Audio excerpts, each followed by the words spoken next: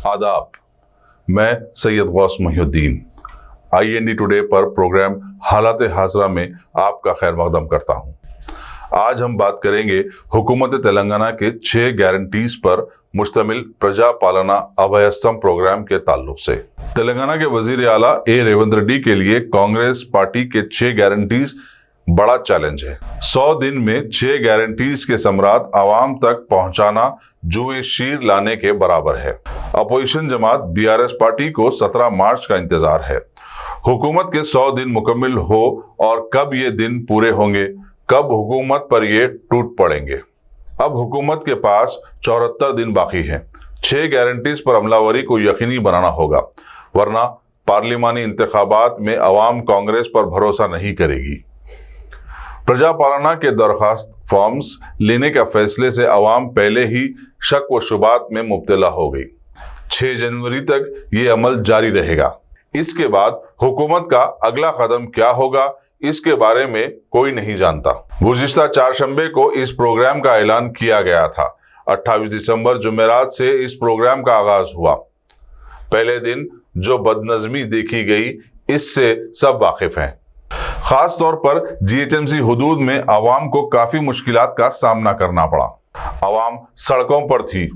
उस वक्त हुकूमत की तरफ से सिर्फ बयानबाजी से काम लिया गया, क्योंकि हुकूमत ने इस प्रोग्राम के बारे में कुछ ज्यादा मालूमात फराम नहीं किए थे।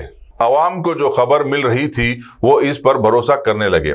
इस मामले में अहम अपोजिशन भी खाली तमाशा देखता रहा।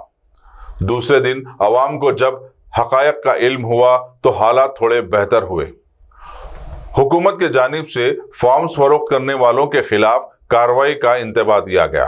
दरख्वास्त फॉर्म्स की कमी को दूर किया गया। इसके बाद तीसरे दिन हालात मामूल पर आ गए।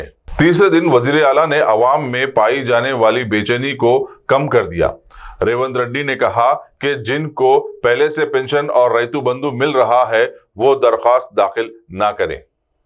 इस ऐलान से अवाम के बड़े हिस्से ने सुकून की सांस ली।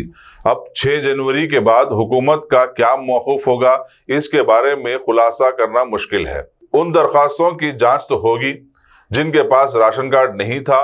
उनके दिमाग में ये सवाल गश्त कर रहा है कि उनके फॉर्म्स को मंजूरी दी जाएगी या नहीं, क्योंकि फॉर्म्स दाखिल करने के लिए आधार कार्ड और सफेद राशन कार्ड को लाजमी रखा गया है। अब कितने फॉर्म्स को मंजूरी मिलेगी और कब मिलेगी, ये भी बहुत बड़ा सवाल है। मंजूरी के बाद उन स्कीमात की अमलावरी के लिए फंड्स की जरूरत पड़ेगी। मगर हाल ही के असेंबली इजलास में डिप्टी CM व वजीर फाइनेंस भट्टी विक्रमार्का मल्लू ने एतराफ किया है कि हुकूमत को माशी मुश्किलात का सामना है। हुकूमत खुद खर्च का राग अलप रही है। अब इसके लिए हुकूमत को कर्ज लेना ही होगा।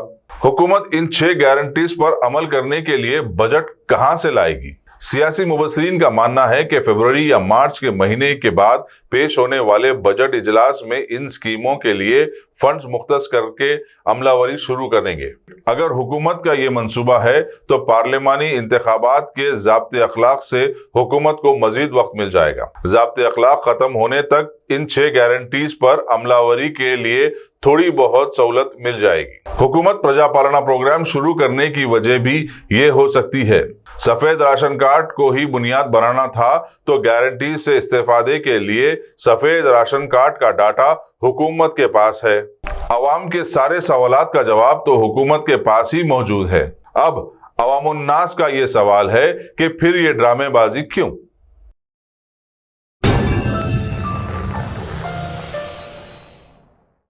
Germanton super speciality hospital, doctor Mir Jawad Zar Khan, senior experienced orthopaedic surgeon, bone fracture, joint replacement, hip replacement और स्पाइन सर्जरी कामयाबी से अंजाम दे रहे हैं। इसके अलावा neuro surgery, cardiology, gynaecology, dental, general medicine, dialysis और फिजियोथेरेपी जैसे शोबाजात में इंतहाई कामयाबी के साथ वाजबी फीस में इलाज किया जा रहा है। शेयरिंग और प्राइवेट रूम्स, अस्पताल में 24 घंटे MRI, CT scan, 2D digital x ray, ultrasound, operation theatre, ICU और लैब की सहूलत दस्तयाब है। आपकी उम्मीदों के ऐन मुताबिक Germanten super speciality hospital, pillar number 150, Attapur, Hyderabad.